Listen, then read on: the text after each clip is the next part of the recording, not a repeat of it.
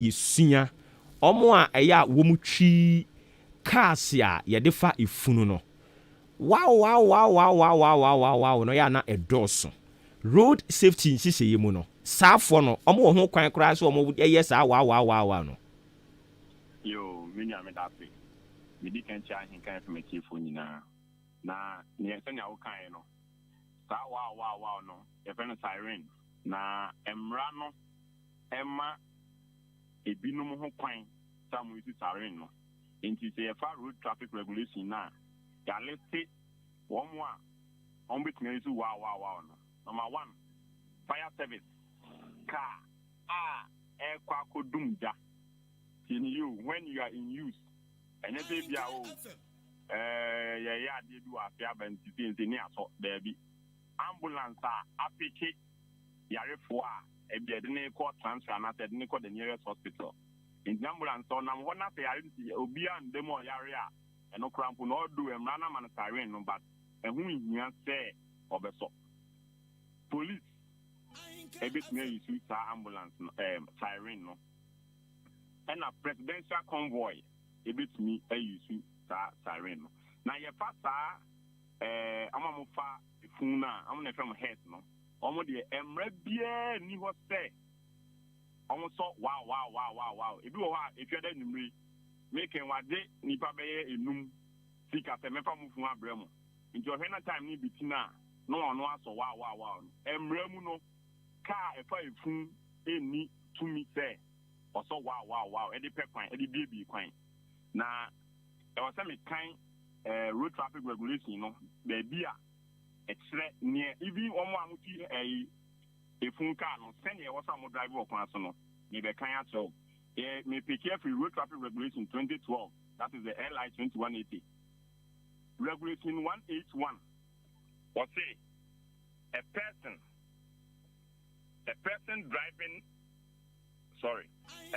driving a motor vehicle in a funeral procession or other processions shall drive as near to the right hand edge of the road as practicable. B, shall follow the motor vehicle ahead as close as practicable. And now sub-regulation 2 say a person who contravenes sub-regulation 1 commits an offense and is liable on summary conviction to a fine not less than 10 penalty units and not more than 25 penalty units, or to a term of imprisonment of not more than 30 days, or to both. In the media, I am running can say uchi sa ifunka yi na okofa ifuna de ko baby etete o de pa ni di kan and it's also siren bia 2 o driving so a lorry kwan na ya tem minu no drive ko na beti so me ti kwan no mu chei hwe ho kakra because e bia wo be ko slow nte bi o na mafa bebre na cars be enum ana edu e bi o kwa na brass band nso ka ho na motofo de anim ti yesi sa ankofo no o drive bia mu nyina mo ntwe mo ho nko nifa so kakra na e kwan na aka no o ma maka na enche na so dey na yehu you go hu say amusa so ten na match traffic from hospital so wa betia ko barrier say ene obi tim no twi efun car ni bia ya kan emra na tire o say utwi car na o fa efun na ni say mo be ko slow a fa ekwan na beti so eko ni fa no so no kakra na wa udi na tinu so no ene se mo dige japan so mo ntem bebre o se mo bemben kakra na mo kon kakra akra ta ko ti bebi a mo ko no na se obi etia ta emra we so a ye say ye ne kokota ye mo ne ka 10 penalty unit ye ka penalty unit ba ku bia ga na mrem no tie no ba ku bia 12 cities Inzi, nya obetna asem no so no betumi akape. Maboka 12 cities times 10, which is 120 cities. And now say from 120 cities up to 300 cities. Obetumi charge 200, obetumi charge 300, obetumi charge 129. Nya obetna asem no so betumi akape. Okay, me njuska na emu me pesa okoda ifiase. Beya bosome miensa ana say bosome mienu ana bosome baako. And say bro bosome miensa open so be mo akoda ifiase owia na wasa ma watua sika na fine na da so no enti eyade a yetai ye ni de bia ba yenim se emra mu no etiamra enti ye be fa hinkan pem so na de bia ye biebi na mani kakran saa na fi say ye na ye be tini be diswa ebema e kwan so adwo amaye ena kwa ye fia dai wo da obro hu say yamu ambe yi omufu no ye be hwese na mbe drive okrom na se say no IGP na waba no ye na anim no nonsense man enye wa wa say be kakra na asemi ayakan na bonzi ye chichi adaba for na etwita ambo head no enti se wuti ya na se woni mo bimpo twibia sase na ka kire nte de bia on fa na fidi nto an kan fm na de bia obenya alefo pro na mi adom adwada ye be kasafa signboard etiti junction so o ye driver kwa na obukeva bonzi ye de obi a wo ba na be bo kakra na fe unhu kwan no se bia ka e ba anase ka e mba e eno so ye be to ebo akan no ho asem na mi adom a etifo adwada se no na ye be ka ho asem meda. Okay, yenso ye da se papa Frank. Inti said the waka na Monday yebeba na yaba be din koma fa eno so ho. Eya no ahwe onso yi weekend yi. Thank you. Inti yene Frank AJ Money or your road safety campaigner na yene no ekotwetwe nkoma afutuo de fa ekwan so jojo ho no ode ama menu mienu nyina me pa chawo ubetie we ya ma me koba na afi ya hye ye nkoma twetwe no na ya aka ni nyina ase proper tie we ma me ye basisi ya. Hey, Master Kofi. Hey, Sansa. Mommy for me mattress and come down, mommy. Woni how? Na e dia mattress ni. Ye. Oh, Samsam pa. Na mattress bia keke na akoto. Oh, we dia brand. Why na ye? Hwe. Se nye ash foam. Na chese one to mattress o. E distress pa na wato no. Aha nko a. Mattress e be ma wa chia ye o ya. De bia na odi mrika akon hospital. Nurse for no kra hu no wa start dwane. Anaza obeto use mattress tre bia. E be ma asusu dai bone. Anajo sori na keke tisa wo krama risky. Tie e ash foam mattress ne nimpa so no mape ne ma honam dua no hojojo no etene wapom ne ma oda na ho na ma nipadua na sisi ne ho so afena meni ewie begiem papa hodo bebre mattresses, pillows, bed linens, duvets and in your mafe fight this is dem e ash foam Frayen was 055-299-7330 and now 0245-011-255 Sheshe ash foam depot e oda kede Stredro Akroso ana atiasi na beto ashfom product ko siesie wo dem wasaso ana wadwaye bia ebiom so carpenter for ne upholsters mo betumi anya carpentry products na ewo ye shops wo behu ashfom odan showroom ewo Ntiamoa junction. Ashfoam, feel it, know it. Ho ho ho!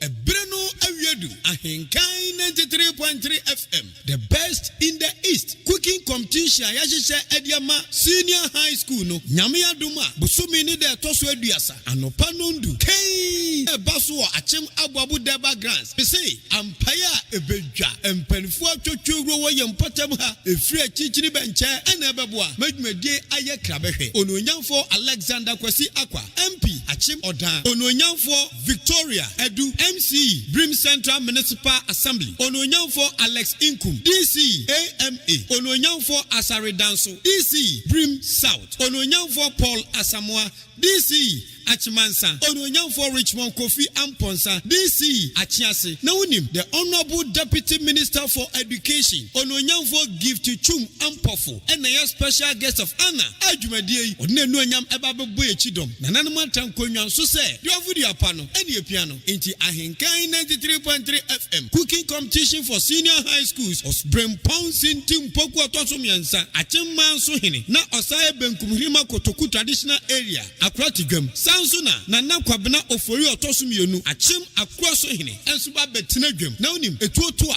Esibemabo Anuti Achim Abu Konte Hine Nana Adumako Ankuma Ene Achim Abu Hima Nana Ousua Akoto Otosun 9 Ensu di wanu nyamba betaj medeyachi Suku ahudwa ebesia kainda makwemu aya dena ya nika ama competition aya tough aya youth in leadership and skills training Takrasi Odan Senior High School Achimuda Atraman Senior High School Achimmanso Atefa Senior High School Achimuda Akwaso Senior High School Achim Akwaso Vision Vocational Institute Achim Abuabo Salvation Army Senior High School Achim Wenchi Achiasi Senior High School Achim Achiasi why never do kunimo, a fufu, apapransa, banku, and more any day, conquentella prewa, a yanopanon cook up menumreno in Sia, Paya Ebeja, Achimabu Abubaya,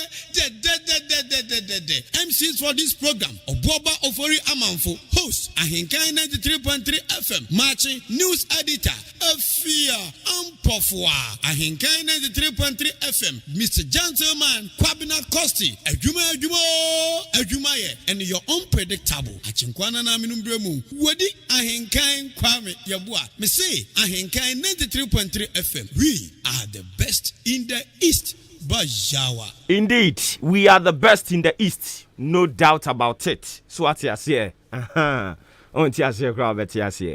Anyways, inti nyankopon ya adoma ye ochena ma yenhia ewo aboabo ba bi omo ye yie no na ye nyina nka mum ye mfa dwumadie no enhyehyɛ so kama pa me pacho wadwe nkyere no so betumi e di aba. I've seen a lot of messages on Facebook. Ma menko na menkenkan emfama wo mo inti on Facebook no we see a friend is saying bring it. Akwasi George Eddie Awade Abeni. Akwasi George is saying Obuoba, you're doing a great job. I can kind of in fact ya yeni nyina chese wochena oso no obeba no de nanimu nyama beta adwumadi no echi ye frɛ no Akwasi George ofri eye ta is it takrade na wo twura na se takrade hey. Anyways, also Aztec, which is Aztec, Atefa Senior High, Omobe winning competition, and Chiankoma ne papa, and ne mame, Mr. and Mrs. Oheneba, Anane Ankama, Sister Love, Precious, Joas, and ne Omoakeka Huina, and Afi, a year, Ankoma Ebusianina, or say Ochiamo, Akwasi George, 83. I don't know, say Takrad no person true, say Takrad deal, say a year, dear new. I can't really tell. Ejeni Mboating Bomiri this year and so said okay yate why or request ne be see bitimi edi hu dwuma de ama wa yenkone ye ne Yera Joseph Ahin or your security expert ye ne ko twetwe nkomo kakra say wo hwa immigration service and fire service omuguso a wo mo recruitment na criteria omu use no na nkrofo bebre arezi aye concerns or who I person bon hu komo. Yera Joseph oti en kan no pay am a chen dia ba hen kan 93.3 FM so. Na me ja hen kan fo ne wi achi nyina so achi. Wada Roma mpu boko de. Ye ho adum na mo mpa go de achi me ne mabuche. Okay. What to me follow aye recruitment processes ye gu so ekoso enkrani Kumase Ghana Immigration Service and National Fire Service. Oh, I hope it will not escape us so far as Ghana security it will not exist. Okay. You won't tell money. Oh, okay. Inti so far, observations any would take on Nyawahunu. Like I said, it has been one of the best from some members here and I call additional. Our country is one of the best in Ghana. Recruitment we are one of the best. Ghana. And what could accounted for or conclusion our drawing? Good. It didn't come a mention or chief for New Year's only baby I'm and a cocoa dubia. The reason is this. I want to say your criteria mean criteria amount for any anawoma compare na omo huntia omo can say obia omo criticizing in negatively, but to me maybe the minimum say security agencies na ana Ghana security agency no monitor for 3 arms of security no omo nyina o criteria omo de eden e de fa nipa one also nipa na energetic and about can say youth said Ghana for canon youth need to do. They are talking also what background of education. Men find say we need the year plan on Putokasa Bofo, Ubitinia can, Abitinia can, Ubitinia tea. And then I say a year, a dahon more. The security personnel also to me, Eka. And I normal language, official language for security personnel. And you are the autonomy. That also means I was here once here who soon know buying no as to say. Now, once any Honamono, we need a simple bias room. If I should go out to so when I know, yeah, can walk and over fast so many, including body work, and son. What yenya, where you certificate say, what's your idea, Kakra, official in your bedroom, Nina at the home, alleged the home animation. But over police, army, Ghana, Army, fire service, immigration, and others, individual services, you know. What's a pretty one? Obia so war, and no so dear batter home, and no dear, a whereby, yeah, for we know our training, different, there is a different training, home.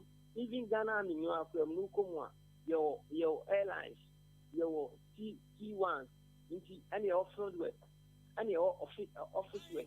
If you mean a dance for Kakra, now, next Sunday, and say, me now more one area, or maybe a general year. We are one of the best in a China, as some American, Air Force started.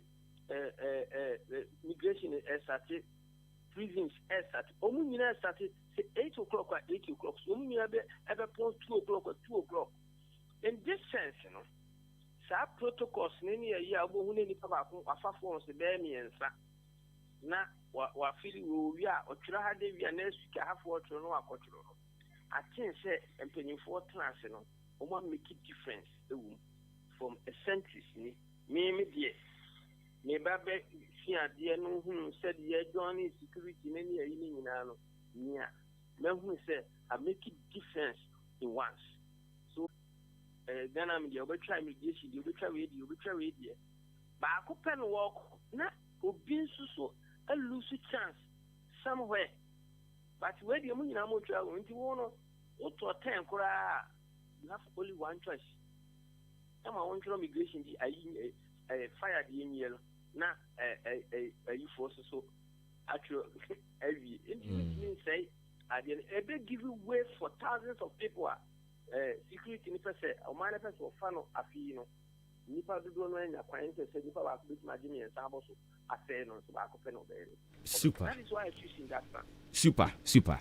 And another concern is Ghana fu binum so arezi a protocol system e wo ho. Ebi mo kire se ubekom kra no nipa yi yakosem live bebre yi kra no na security agencies no omo hia personnel base 300 each. But looking at the number of forms are almost selling it out. Now the number of people omo befa wo no.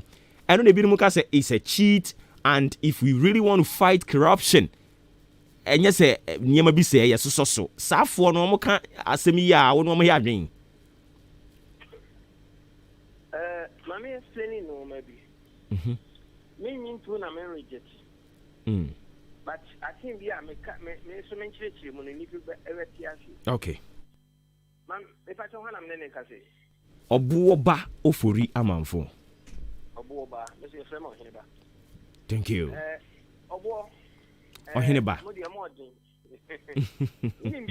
I just want to catch them. Anything in the world. Academically or handiwork, you need to have a commitment and passion. So one many panan commit something. If you are anyone more, a better not going to say, who's here, and as I said, Omijatu, Omponumijatu, I did bet you on the PA system, obviously, in a baby no autumn. So, and you say, Omofa watchman crowd, Sa watchman. I did bet you mamma who say watchman security. I was that particular point in his say. This was senator. A demby, you didn't get when you want to dress me. But the moment you are dressing as a police officer or security officer, be similar to security, no, and maybe on the conscience, they catch and say, oh, yeah, that is commitment. Or committing to a certain position. Security now, or Amanfo, Amanfo, can you?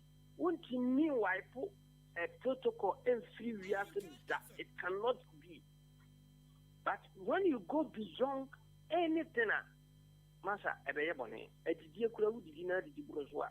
Why 1 hour Vianno, and more than you are going now. After Ubos, you are a do a person go with the Abosa. I feel net the arena, a blonebe Yaboniade.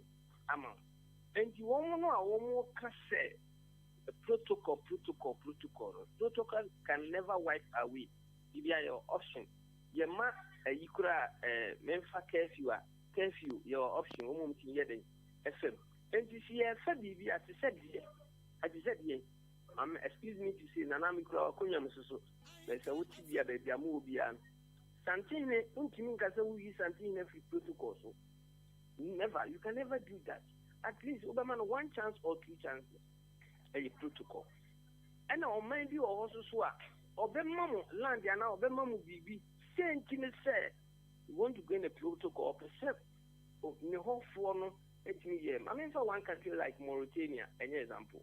Oko Mauritania, almost vast land, almost Edumaya, fishing one. Nemo, Oko be a Ibia or Honor, almost condition by a connection, would be a Unua. Professionals are about 75%. I was a year Mauritania. One for woman or factory, Umbeguno. And a young country also will build a factory in Vienna. I don't know who be on this conditions.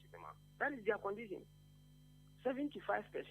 Who we also swap, who production be our by our honor, say a fish meal, say a rare fish, say a smoked fish, or the 10% the whole country. I'm woman Colibi, and she say a poison. Is also part of the protocol. And the protocol is a beba. Name almost Bruno and a money a bonnet. Then come to the force. Yeah, Penipa, this year no more for Nipa 10,000 out of the Ghanaian society as people. But men in fact, Ghanaians say, you know, yeah, for you. What I normally say, due to my research and experience, yeah, for Ghanaians.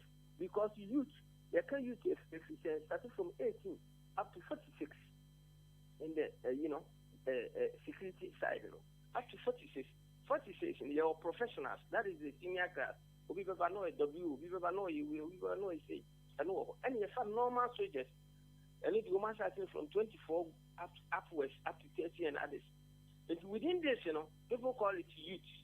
Maybe one soon accurate to a Obuoba, sir. Are you will say no? Hello? I never eat you, pa. Say you will say no, and now Obuoba Ghana and another security agency will issue an order. Why? Because age also what they call according to normal. But we call them, you people call them youth. I don't call them, I call them Ghanaians. Another, but who could deny them? Say, woman. You for 9 days, Omafa protocols. And yes, sir, I know 19. You pay Nipa 1,000 and not 10,000 for security forces. Now, a Nipa bed 50,000 or beyond. A comfort forms. Yes. And when a man for criticizing says, "Oh, for 10,000 and 15,000 per say, oh, Aquaco, you sound of free more. The mouse now this is here. That age group in a union. One here, what 15,000 forms no. Yes, with a normal, yes, Ghanaians, in Chiti woman. After Obaka Code, scenario number 2, yes, will be an awarding, yes, when it says, Ubuna 89 days. No, somebody don't mind that, or what bad 30 years, 40 years, no, barbecue, as also over 24 years. And you will not. Time on society upon. So this is one reason you open it more. The army commanders and the police commanders have something to say. When there is a crowd, you say open it and close it. You get the rare point and rare scenario no open. Do no open every do the security says look far and wide, listen more and speak less. Arrest, prosecute and sentence. This is the scenario. Should you achieve what you are watching? It's here to do. What for? Clear. What you share? Now watch it. wabɔ no kwadu na wagya na na sɛ wode nato ayi na ɔmo gyina saa nneɛma wei nyinaa so ɛne ahwɛ na yɛbie mu sɛ nipa dodoɔ ne nto yɛnsɛm because mofa ketewa bi a ɔmbɛyi su saa method no nti afei wokɔ piki kakraa bi no a afei yɛse ayifoɔ nko a moreover wɔn a gu park no so bebree no fa so some of them I'm telling you today are workers obi ɛyɛ tailor ni obegya na adwuma no so aba abɛto so ɔba abɛpɛ soja na police at the end of the day na yɛyɛ busasi no ne crowd no yɛsɛ no Ghana youth ɛni adwuma yɛ master we are greedy. Let's make that point. Greedy. We don't respect our individual professionalism. Meaning, so what you say. So, I can say a normal assistant. Send your own Canadian. No doubt, maybe because we'll be excuse me to say, or he be said, that man the protocol me and say, which in a honor one would do not a day. We are about we and another way, say, we are. We are until also appear in the open. And you no doubt to say. But time and time, I think yes, we are changing.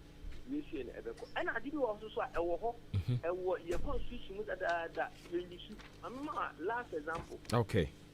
Constitution 1968 and 1962 constitution. It declares every Ghanaian, I overcome up to tertiary institution who we are.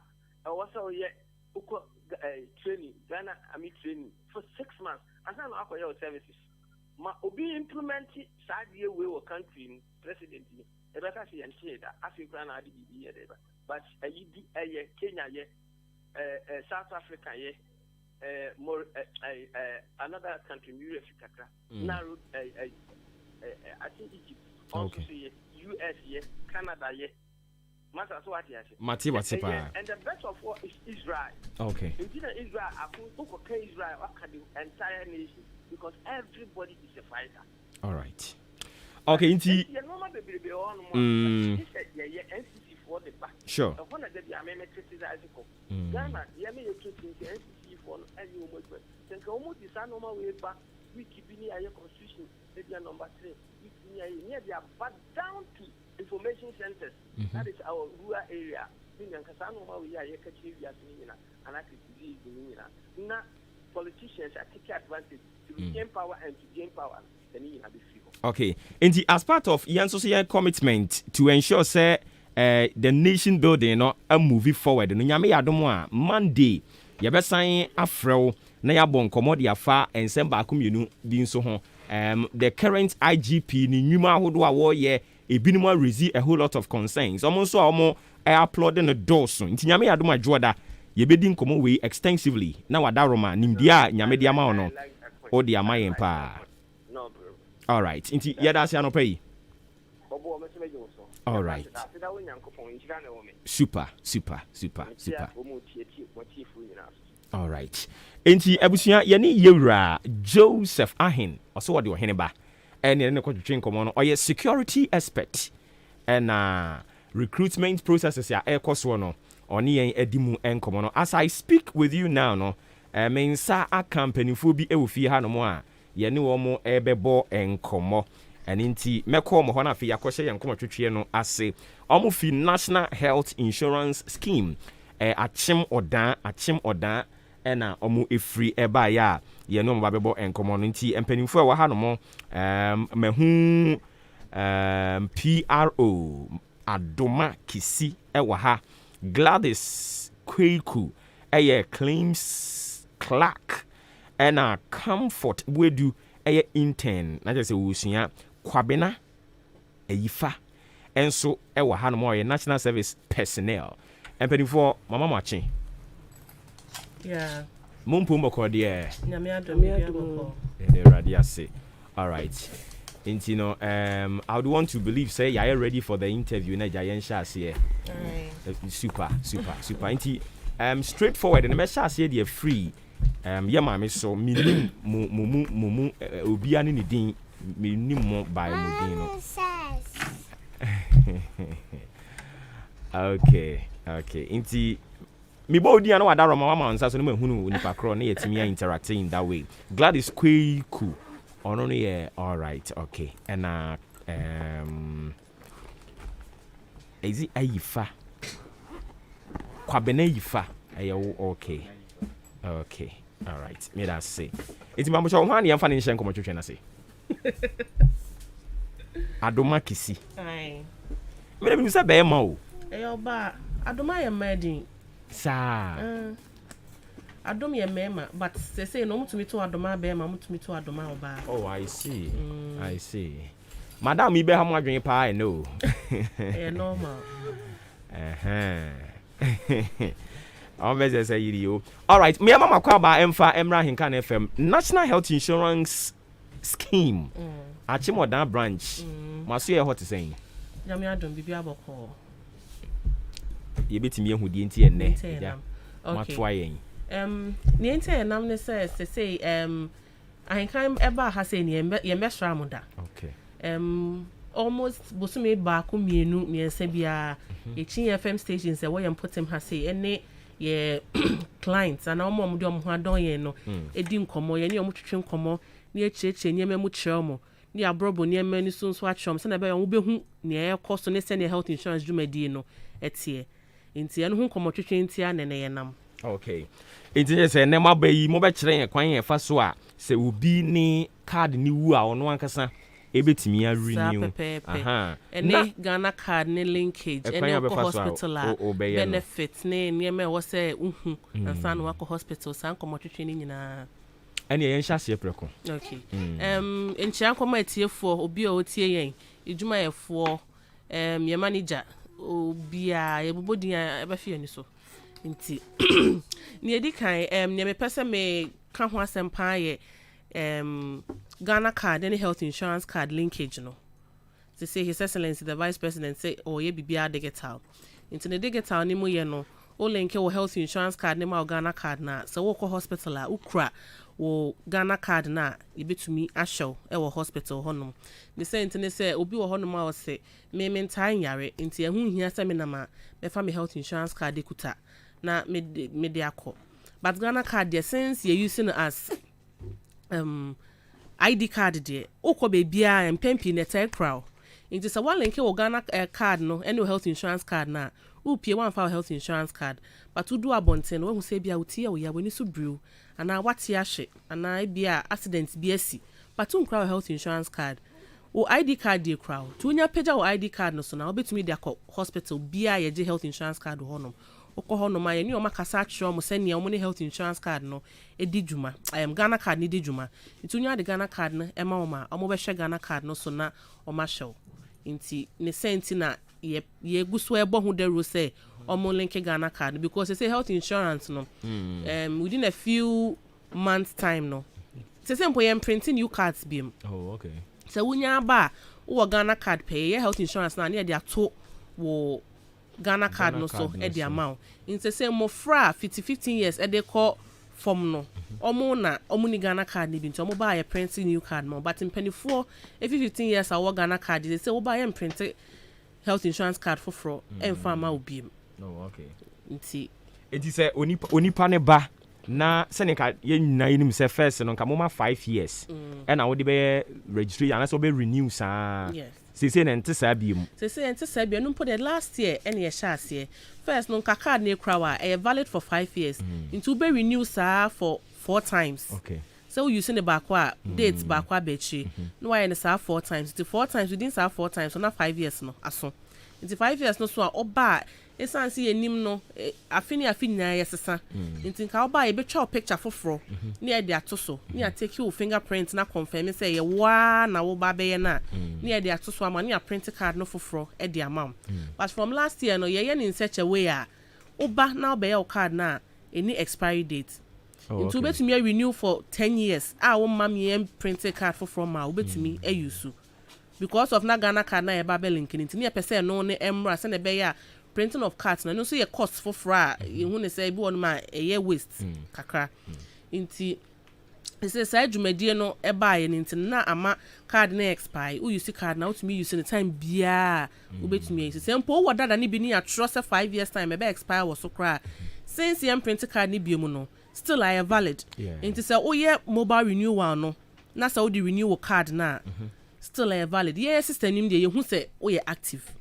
into the call hospital be any one ma onshore unless or ball code na so ball number na obehu say in your system no enye active but so far as we renew card na dey active afie twa mu no ye afie bia ye NHIS week which is in November, usually second week in November. Okay. Ye de nyama bebre gugu akwan last year ye no na on say ye was 30 days validity no say bia card ni wucha o win days and sana what you may use no last nanka see code *929# obetumi dey renew health insurance card no nti no so buy no ye call FM stations ni ade eko educate ye manfo no say na obetumi aye no because nye de bia na obetumi abuy office abe renew card no e bia na card na wumpo no wadwen ma so na anajubi ohu emfa wa untumi my office that time cause obi any hono but code ni wo honom ne de unya bo code na obetumi renew card no na wetumi de akọ hospitals habre na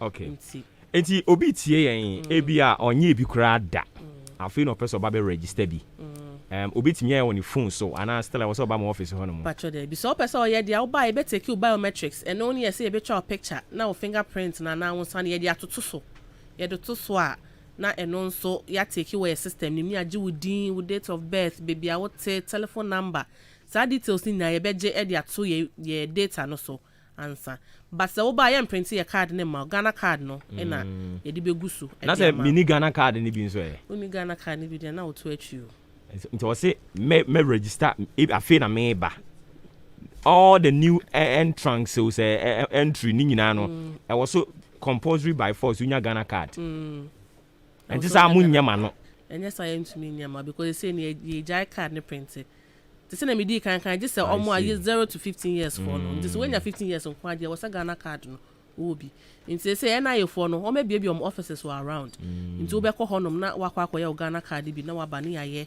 e de aguso ama okay nti linkage no so ye dem code that you use code na ye di use for renewal no eno an ye di use for linkage no nti *929# *929# ubo sa code na options beba ubo option 1 na eno ye say o de be check o policy validity hu ne say enyehu say ebia o card na wu ana say enwu ya eno ne option 1 no na option 2 ne for renewal into person renewal card no so eno no be choose option 2 okay. Option 1 ne option 3 ne for new registration but new registration ne dey say no sa akwanya ne mai nti ho no enye active as at now but me gidi say going forward no akwanya betumi aba obetumi ayisi honom no wa option 4 no na wo de be link wo Ghana card ne health insurance card no nti wo choose option 4 na ebe ka cho say health insurance card number no wo hwe so abehu membership number 8 digits no abota 8 digits no ebe ka cho say Ghana card number no no abo GHA no abo numbers na eto aso no e de aka ho wo bo na de ka ho a ebe link no wo benya text message say we successfully no what to me a link wo I go through the process no yes okay. Ebi mo no nso omo ya enye ye the sense ne say edin a ewo Ghana card so no ene wo health insurance no enhia ti say bia mi din adoma kesi na me health insurance card so no ya tro adoma ADOMA but me Ghana card so ye wo Ghana card no so no open ye wo health insurance no so ba o pe Ghana card no so no de obekọ Ghana card for no honom na omo asesa din no e de amount but what you say Matias it say din enhia upe din na wo health insurance no so na wo pe say wo de be ye registration no a eno de obetimi aba mo ho ne wo health insurance so na wo pe de a ye de ni sabia wom just wo Ghana card for no pesa wo sesa no oh okay it say health insurance ye na wo pesa wo sesa no na enye te se ne wo Ghana card no so na eno na abeba ye ho no oh okay ti je wo Ghana card na ni send you details no approve ani nya ba within few days no na aye okay na ya enter the amount ya enter the amount na say di no ehia nti no ye betumi a link ama wo office ho so he na say link no process no ebe wa ama wa obetumi aba ya office honom ni a link ama okay say so ya tie ho agu monten so staff no permanent staff health national service for intern for no ye nyina ya tie ho agu monten so ya manager kra ka ho bi nti o fie kra ye betumi aba ho o officer ye betumi aba ho o ejom o store mu ye betumi aba honom inti ye catcha ye manfo no wo de ona ma no afa health insurance ne wo Ghana card no ube share obi ube hu share health insurance t-shirts and answer la cost say na me share bi and now to one nipa na ba on chain say we health insurance card hu adwuma ye pese e ma wa na odi ama nipa no alenke o health insurance card no e di amount say hu so obi aba on chain a enya fraud bi say ebi mo no mo ngin di because they assume say we say enya card identification card e de mo and only the staff no and a war side identification card no into internship for ne national service for ne die ye mo t-shirts and na say your handbook bia aya che so mo buy no mo kra book no benefiting yama wunya health insurance mu nyina ewum on page 40 no ube hu eastern region ewo honom ube hu brim south akemoda ewo honom your telephone number ho to the obet to me afre say bia wo number na ewo book nim na no afre e ba say hello pacho sister bia ba ha o say friend adoma or mo office ho ana ayo wa ha say na confirm me amount so body na so ka say da bi enye honom na wo so hu say nipa ne mfi aso ye nti nyema say okay nti mesa ba wo honom ba be home so e de ama me PRO e de man national health insurance scheme achimo da branch no eye adoma kisi enana no ACCC ano me call eye Mame Gladys Kweku ho oye claims clerk me pa so no ne ye de wo ye de pa ho okay claims ne say utimi nya card ni wi ana say health insurance kana say Ghana card na now dey say health care okwa services bia na facility ni render ye no say ma ondru ni nyina no wan say ni ho ni hu say omo hwe wo say nti no omo bibia afraid to claim ombe chro bibia go claim no so na mo dia be ya so ye dia vet ni tu omo why are too technical with mo worse no facility hospitals na mo okay facility maybe you're okay with it but me na ya kumate yi facility no be kana e dia no mo dre facility ni yedian ya okwa hospital ye main purpose yare sabia yes okwa yare sabia na ebia ya ohune na etu e no mo de asi ho ama wo o mo de si ho wie ye no obo ka 2 cedis ne ya twere gu krata so ya be pepe bibi egu so kama na mo de abre wo mo de abre na mo mu ya vete ya be vete ni ye say omo ye nhwehwemu nti akoye say ampa nipa ne baye yare say no de baye enu say na de man no lab say no ye nti claims no any paper no na claims ni ye say omo ba begiska no e wo ye ho nti process ni na ye claims nti ukwaje ade wo bi nche say uko claimi wa ade e fi nipa ko nche wa ade akodi nipa ko nche ukoje ukwaje o ma hwe obi ama yen nti omo de paper no e ba ye nche aba abeje nti ni claims na vet no so ye say omo ye nhwehwemu enku say e yampa and so the process is p ebu a ebeto wani na wunye oke ya yetimi ekọ mayaresabia ho no na yekọ ho a ye de nipa no claim na mo de ba no ye de compare nipa ni folder ehwe se ampa de momo se mo de nipa ne ba mo hwe ni se no ebu a yetimi yesa de no nti wi a yetua hospital ne ka nti claim department, and that's what we do. Oh, okay. Okay, nti eja mo na mo hwehwe mu a na mama mai para no amuma para no and say health insurance no kokora para and kwa na mpesa meka ho asem pa nti nti wan say your main purpose your butter ye pa ne say ye be ma wo wakọ hospital ye be show free enu ni your main purpose na ade ba ko a aya ye nkof omo no omode wo ho abedon ye no omunim ne say ayaresa bia ne na ho odin ene na ho odin omode hwe okwa chip compound o na ho odin because on a community health nurse pe ina bia midwife enye nyina po na ho midwife nti on na ho odin enye ndo bia ne timi ma enye yare bia po no timi hwe ene wo ho okwa health center ono so na ho odin yes health center ono physician assistant and most they are them ene so na ho odin untimi po my injection sure say malaria dro injection no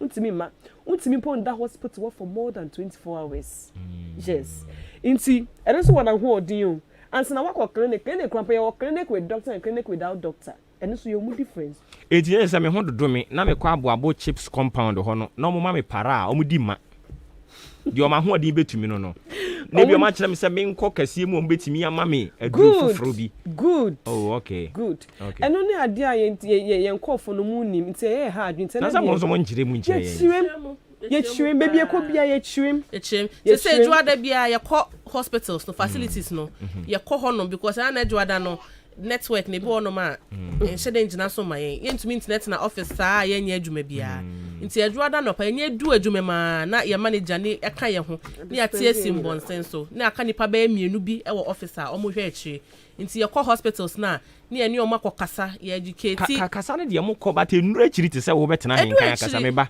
enti se wo betena henkan kasa because wo te ya wo kasa ni pam enti ya mo fa sika ne mra ha bi e honum de yakwa en feske bi an ko honum na me kasa mo na wo mo firi nante ko ye kwa fa so be ba so an kasa na mo so nante ye kwa stations sa fe na mo ya te mo nka da ye ba ye no fini ati mo nka se afi bia ye wo budget aye for ye nyuma ye be ye nti before ye no na ahenkan emma ye nti afi na afi be ku nti we kra ye squeeze ye ne better late than never exactly nti they say going forward ye better aba ha say yate because who can ye merwa ne nkwakura o mutia no pay obi ase afi ne nkofo yi kirem and me dey health insurance ne ko aboabo ha bi apara ababu ha bi apara nti what if ya was health insurance no ka me nkoye because o koye para enchire mu so ho to say bia oba aboabo shape compound hona hono midwife ne wo ho say severe malaria krana oni machine so de be say malaria re kwa severe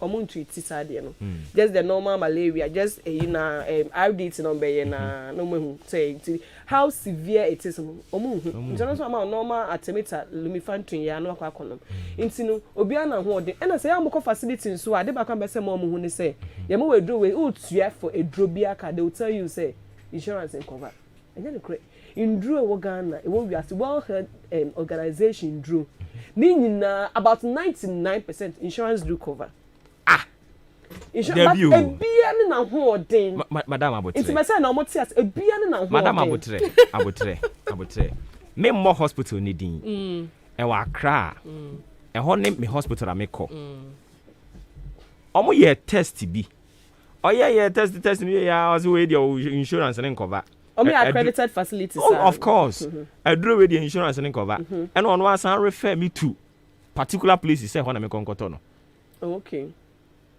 and I also work say there be almost 90% of a nuru no omo de ma ye ni nyina e cover eti wan no nyina adwuma ye and only ye problem say a big challenge no and ni name it to marvel you say they will claim omo be prepare claim abani echi omo that is amunya adwuma ye because me adwuma ye no de o kan me and for mo eno de o kan me PR nyabotre eno ko me to aso se eno de me ntum ti eno de nyabotre munya adwuma ye ne de me ntum ma me nchire mu de ntia enchire mu me ntum nti de tia se me ntum se wo be dia tum wo nyi ntum ne de eno no ye wo wadwen nchire exactly but me expect say obe ka se me nya adwuma ye ena de me so me ka no so ye madwen nchire nchire but it's wrong for you to say that and it's not kasa I'm doing my work. Me na me ni you can bring your suggestion but don't say me because nipa de obedi boni a ujani nchen kra de ko na opeso ye no obeyi a wukra wunhu ene ma me so me nchira me de mu de ntia me se mu nyam adwuma yie enka wo kan say me no benya problems that word ne kra de me pese mete say mu nyam adwuma yie e wrong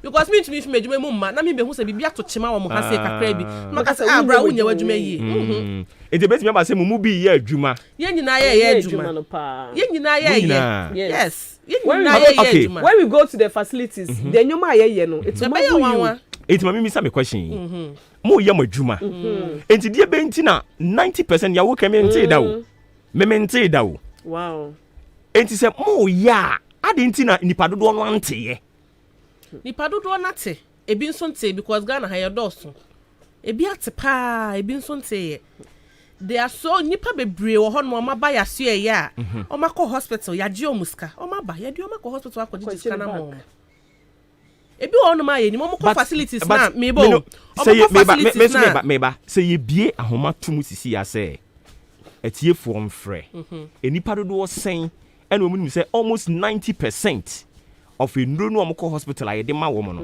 insurance cover ena dodo wo sen na o ma ko hospital ya ka kire mo say aduru we the insurance cover aden no we misa me ba na yentie di omo beka I know the minim scanning dear omoje and until I see a good mountain swat yes my way near catch up send a bay who say Oko hospital a mom who say wouldn't him say a draw health insurance cover hospital a true drama Oko I say a draw the health insurance cover oh yeah sure say I didn't health insurance and cover because you say health insurance almost cover in robe brave maybe I in chemebo in chemubi or honoma watch him ebi asaya railway yeah facility no yen to me must say in railway na ya shy ya very found work on your way ye nim na wako honoma kwakwe ne bia na time ko after na no so kwakwe fold akwe say into ne papa mu a wo de to a drawway and I say me and trauma na koto a drawway nanom na ho nto wontem till next time say bibisa wo betumi akosa facility honum street but omo nya ne sa you make can say health insurance on cover.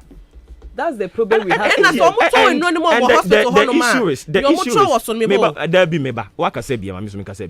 the issue is niamo keken ya won krofo yo mo adwuma ese I was say even if enye sa technicalities ni kwan be chire mo akire ya at least ebi asem a share da ugbo am we yase na eye good but mo many padodo no anso hu ni say 90% of enro no health insurance nia wo kan me mente da won't say that fine. And I said that meba send your main tea dan obi so tie yan on tea da. Yeah. Enti betimi aba say yes. Yes mo nyama adwuma yie mo say okay adwuma de mo ye but there are more rooms for improvement. I understand. Enti adenti na yen toa so. Na yen education ni more. Yeah. But say meba. Say can say going for the better aba. Meba. Say niamu kan mi mum na wo say me kan niamu kan you. But say a whole clerk claims department so ka say as engrofo no amono mo ye adwuma no omo enkyerechire nyema mu nkyere yen ya there is something wrong somewhere because everybody matter was pa that's the challenge we have and a problem ayewo adwuma bia problem wo ho remember example so we call government hospital almost all the antibiotics omo level it covers. So I call Ebia Amoziclaf. It covers for their level. As it's traumatizing, so muyo yanim whatever. Sandronina it covers. Almost all the for their level C. It covers almost all the to work on when you have severe infection. Especially in true bid you are not supposed to pay one cent. And we have something we call all inclusive. And a benefit I dear hospital can say no because someone say hospital can say dey o kwa be your labs ne sanima no nti say be obi ko na bia malaria ye severe ye the sa package na ma no e bia services in do say bia package na ma no say service amount for because malaria severe malaria no ye the service amount 400 cedis send the ko ye malaria test too so ko ye malaria test too ye the sa all inclusive na ma sa hospital amachichi ni nyina de akire ena mo kire ohawa horo a drugs ebeba e so beba o sesi mo kire ohawa horo e wo ho ye mfa ne se eye company na mo abie ena mo company ya mo abie obi nso so asori a all cancel bone de fa wo company ni ho and in this case no mo nsem bone no ene se wuduru ho no ma ye se aduru we insurance cover e ba sa e ma gidie ni ani je opepa wo se nkrofo de register ba insurance ni mu no sa de ni ho enti se yatena hwa na se yenye ho hwe ya eno na ebi mu sususu se ene na se nka ye hwe ni mu se mo ba mu adwuma no mo nya ne sa ye ena me se ye pa after all that se na ye hwe ni mu se mo ba mu adwuma na ye but ebia se ne because when say district no e cover asane man so across so e cover oda e cover swedru into 3 districts ni na ye under yen and we have just one office ye was satellite office e wo Brim South ye na just say clearly no staff ni sa. It's part of the reason. It won't be binka hwe. It's part to say BBI is centralized until here a truck head office approve aba na staff ni BBI ka ho because as at now no staff ni bi eba until hopefully no entondo say ebedu eche na staff no bebre aba be ka ho. Okay. Until no say one big challenge but yes yeah pa ya je wuska ya ma receipt ya trust drugs nwa ka chon pa drug dey here na odo maame no Montro drag ni din wo ho because me dey call health insurance for ho ko bisa o mo say adenti na say draw way metuaka almost specified drug na entua emmo one cedi cry na that means say draw ni etuaka na omo ma wo ayede etuaka inti catch omo so omo ntro edro kun di inti ebia malaria edro omo dem ntro malaria edro kun no edi wo honom lab na akoya mo ntro lab keke wo so malaria lab typhoid lab full blood count mo ntro wo so inti nipa ni the bar Emma ejuma no cry easy obi ono mo so okona se ye je niska na on kana de ahye ne ho no de ho minimum po ahye omumu eni so mo ye ne sa mo ye facility bi ko ye monitoring sir when the year we walk to maternity ward going to clients after clients yeah she folders and we saw say a lot of ye wow but in studying you who say a lot of them have made some payments we were follow up just to get their money and they were scared. Or see any to say yes I do they were scared. It's a normal they show we are not education no na ya sha say aye no media the American say manager yitie yen mama mo na nyinti ntia wa ha manager shop person e kasa manager time we twam manager benya 1 minute cry at least set time no so ye nti manager nkasa mo time no aso mo time na so but me free opepam mo time no de aso but me free opepam na me ni manager nkasa manager mra nyame yadoma next week manager de me ne nkasa ye matiefu okwan na obi a insurance ya igusu a ye kyerɛkyerɛ mu yi omo ye omo adwuma but e wo so omo ye ne yie memeti ha nya na anka minimu da so almost 90% of enuro no insurance cover unya duru ani atwera ma insurance cover ko ha me koye test e wo lekma mabo mudin ichirise mhunu mabo mudin lekma omo twero ma me de ne boye fu mu no 25 Ghana was saying no eno ne boye fu no eno maka kyerɛ me sɛ ne de omo ba itimi aye omo ho na ne ye 80 Ghana 90 Ghana no omo se kokoye wa abonten enti if situation is saying that here and you come tell me say me register me that health insurance so there is no sense in it and e ba sans we egu madwuma eni tira mama ni abre no enti wutie me e bia na de onim dada ma ye ntew nka 0201944485 0554820910 if I told you baby I can say free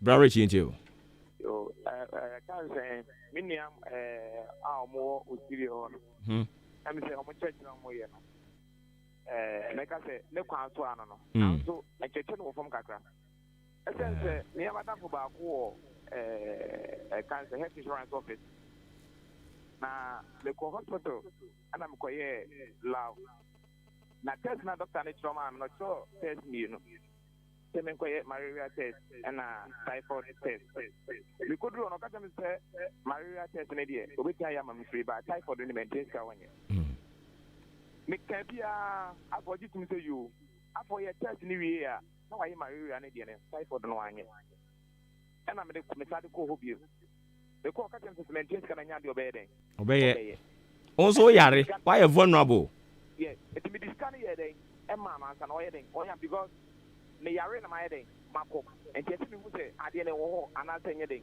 eni ho asa na wo ho ya ma me enti sisi ane the hospital there ka se NHIS for me ka to se ye kwa ye niska ba wo just wo challenge o mo pe nipa de ba so onye asem no me da se ma obi ntwa so bi bra rich me fa cho di be ka se free me di Moses yenti o me ka se free chance na me try bi meta yi wa ma kwan na ya free yi me pesa me bisa se health insurance no cover lab test na say cover because enura me co facility bi me modin to say one more test me malaria test lab one more lab test me sika meaning me be a health insurance say cover say na because maybe health insurance na call na pesa me enuna na me try maybe one ma kwan Okay.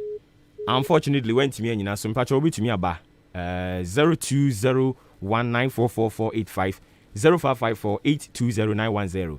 I am not faulting you no my back if you had neno, but to my no more ye. Mun be nka ho. Udini baby akase free. But your friend na na baje free free la ku. Na baje ntio. But your Obuoba. Yes sir. Me say ya simu a wakofa ba na asem ke se pa se de kwa himfi ne kan wa se. Ahimfie be ya. Se de be ko da himfi ne akwa. Na won pa abo ahimfie.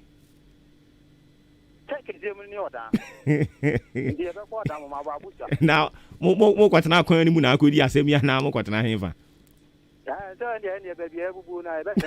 Yentie wo aminia. Me ba yale pa ma me ko hospital. Tete do na ye de ma me ko sa pala ya wo kan ya. Ebi e kemi gina odin ka che ne sempa na cho. Se on de do bia wo na se do no bi tima ma akwa no empuntu na tia ko so de a. Omo ame. Ana so do bia ni ho. Okwa pepe na me dash ni 50 Ghana. 50 Ghana no me dash na we omo money insurance no mo na e ba ye de ma wo mo ti wo ko no kan chu bia se do bia wo pala na omo insurance. Na okra sabri kwa wosan ka ye chi wo na wodam. Sabri ka okra wosan ka wodam. Me ba na kwa na sa tam na me pre na ho se pala ni ntime mo ame. Akwa nsu. Okra de te besa kwam wo. Udi ni be bia ka se free. Ba you so boy ni ka ta because we go hospital card you pass the call first year the call hospital card of the mount. I say so. Question omo be yi ano ama o me da se bebre. If I told you be bia ka se free. Mr. Going taxi driver. Gentle boss. Oh, therefore I number living the hospital in new money. Me le kwa also, my wife kwa also hospital. And I have o man e dro bi say me me tiaka ana mi dan say dro ne ho we sit o kan say ndami budan sa na sa dia ne me on chodo no na me ko no mana wo bon u bu sam bibia no mbuofu unya omunya ibi na so bu sam ha sem ko to bibia no mbuofu Staga Ebrenity bonito mami wa me pacho. Oh, Obuoba that taxi drivers for your blow Obuoba. E gena ti say wo fa o ma je kwan ma edumfo ma no. Oko jan hospital, oko jan be be jan biani acho. Mo bo be be jan biani acho. Be be jan biani acho do kon so 1.5 2 million. On commander me ko fo be jan no mo ti sia sa ndo mo ti ka gba de o. So ya bele yenyi be nyina o ma ti ban ko abuya no mu. Be mu yan de mo ma ti ma si oda o. Asem nsi abotre ja bi abotre. Ai dia bo nsi be no kwata makobo sa dia no. Ja sa. Dia bo de enye. Ah na wo staga kra asem ni so ye Kristo ni. Oh, David menye sa. What I say. Na obi nso de ne message dia ba mo amofrefre na mesre mo. Se ne course ne ba no I would want to believe say next week enka mo be san ba. Nti se manager etie ya me share da na ma me ye ne na nkasa. Se ne enkomo ne be do ne kon. Na next week wasan ba biem because e ba ne do so. It means problem wo ho. But Ghana ha no wo se kire wa no kan okra maame adoma se won te ase ma won kasa anokre no. Adwuma no mo ye fine. But enko yie. What you say? Enti yanyere ye ho ne yenye. Na o man no ntumi nko na nim kama pa. Enti mame samra mo ho na fei questions e ba e no mo fa no yie ma yen. Na ye mo ni nyina no tofa nyame adoma next week. Mame adoma be duru ho no mo no asan boa no ho no aba. Na ne me dia be sie. Okay. Enti mame nko eye claims ho. Na fe won fa ni se metwa to ma yen. Na mame adoma ensi ano ma yen kra na fe yen sorry so. Me pacho e fa se bia wo hospital na bia card e situa before we do hospital na ye be ma we dru ko ne me dru ye wo a price a ye chia. That's the service price. The service price no ni na ka ho doctor and consultation ye be hwe enu ye different from lab o call ye no any services be o mo render ya side in do no enu ya ye wo enu amount wo ho answer na in do de be ma so amount nti ko bia se bia ya ba card na card ye ka se tua 1 cedi ni na na say is going against us because we are paying for those services. Okay, and me can say bia uko a paying for but so me bia moko for antenatal near Shemwa. Bibia ye free. Baby I will no say kase koye any other labs e will baby for say bia diagnosis center to set plan care med 1 and na hospital ke see bi mo mo ntro e paper bi so e friend on bundle form e ma na ukwa investigation be on be assess can say dey mamuntu e 1 cedi but what the wo pay e de ko ho say me ba be trust can no mo use card any dey hwi ni wa nipa no obegina so ka say o dey no ba be dey e be sika insurance so nti yen so yen ya ko hospital no say bibi ko so ne yen ti ase a yembisem ne ye meka nkire mo nti they shouldn't lose hope in us so mo kono ye ma mo ndro ni bibi no mo nti ase say ya ka no omumbisem omu lose hope in us. Okay. Maybe mo dey me lose hope no. Enti me yesen ka me nye biem. But manager mo de na ba ache mo dan ha no. Me hwe adwuma wo ye. Ah wa fa to ne ho so no a. ɛna my pressure cry na ya cry bi one man yesu sa my pressure na ɛyɛ me ya nso so sɛ anye bia health insurance no kra no afa nipa adwuma mu a nipa yɛ adwuma wɔ hɔ nti sɛ Ghana fo no lose hope ɛwɔ health insurance ni mu na sɛ nyame mfa saa ma wo egu a ɔmo ya form adwuma mu wɔ hɔ nyinaa ɔmo bɛtena fie te sɛ GN bank ɛba saa ɛha dwen yanso yanhwɛ mama me adɔma kama sei wo metena fie wo abedi dian akom dem ya mefon ai sɛ ne misu no abedi dian ɛde tiri mani abrɛ no mama me adɔma yɛn kwa pacho ne bi di chat on say ye hwɛ mo Ghana card linkage no ehu hia pa mo link my cause me do na say ye jag normal health insurance card ni use na wo link ya ebe ko etia yes akọ hospital a na card ni use no akoye problem kakranti ye hwɛ mo a mo link won't me link ya wo hye woni me na wo hye me okroma bebi abehye me bia me link ya ma wo be sa oba office a oba ye be link ya ma ya te ye ho so egu monten so a ye linkage no ye be link ya ma mo wo card no ewu a wo de mayen a ye be renew wo card no so e de ama ye hye mo ko hospital a mo misa wo bisi me de ye number yi tudwa me de ye number yi tudwa ye office line wo do facility honum na se bibini na so mo ne opera no a osi yo ni me free health insurance for na ma no wa free ye ni nipa ko na kasa no ma nkyiremu nti a oso wo gye se sika no e wo ho nti ye hwɛ mo number no me di tudwa 050 16 98 669 me sense su biem 050 16 98 669 into ofre ya nkomotwetwe bia opese on ye twetwe bia obetumi ni atwetwe mo ko hospital na se ye muska ma mo ntena se na mo mfa ye ho abufu nhye mumu mo mfre ye mo mra ye ye nim panti ne yesu atiesi monten so no eni ti so me boho no me feel into ye hye mo de mo nka nche ye ne yesu ye ni hospital facility se ne o mo treat mo no crampo no ye ni nye ho se ne o mo ni o mo kasa crampo no ye ni nje ho there's been so many times o yare a wo kwaji aduro no ni exactly we are sakra nipa no be that no one more thing without health insurance ka facility ni ke enye because the kind of money say you no if we you can see you release ye accreditation from if they need accreditation the way they put pressure on us so we hear accreditation from us the pressure alone they give us it's to marvel you it's send health insurance like how many people the best story about mass so the jabe gumu so my madwuma so mamu nye say be health insurance is nothing they know say without us nika our facility nika they are nobody it's they shouldn't treat our people they shouldn't disrespect our people it is nyomu yensu gumu adwuma na nimu and it means many abre no nti ya hwɛ mo de mo kɔ na mo ne omunya issues bia ye nim ho hwe mo mfrɛ yen se ye starting nya report ye kɔ mo ne ye kasa se ye kɔ mo GS kasa ye kan no mo ne nya problem ne ade obi sɛ okɔkɔ ye malaria test ye je no 35 Ghana cedis there be yetua malaria yetua that's the easiest of all or the cheap compound no that's the easiest so cheap compound audit there's a pan free mo free I have to be honest it's free about the omo but someone in married it no me omo dey check malaria me final caution me final caution na me bisa ne say ne ye kika nyina your how na who cause am who cause am ne dey no dey ye ni ho asem ka ye ni pan kasa ne ye corrupt okay yate ya da se bebre unse ma ya ade pa time na twam unse ma hwe ho sa me hu sa be tell me mama ya fall in love with you me kasa bia na me head time no ya twam but ye tiefuo no asem ne ho hia sa ye fight the ma wo mo e bia na me de mitira yie ye kokko ye mi mitimi tua ye no obi de ontumi ntua na afi anketo a ebi nie me mentimi ankan because time na so WhatsApp no so na wa ha no it's next week mo ba na mo de anu yie dia mama wo mo na mo kire yen enema obetua hu sika wo hospital enema ntua ye betumi kra de handbook ni bia beja ha se ama so obi pe bia obetumi abeji book no so ontumi nkan kra obetumi ama ne ba na ne nana akenkan ama ne nura health insurance de manyina services ayedema egum your telephone number wom nti ye de beba by close of no. Okay. Me me de beba. Yate. Enti yedamase bebre. Mo konso na machi manager de amayen. Manager draw lie. Manager, there be opemasem rough. Okay. And it's any admin for national health insurance.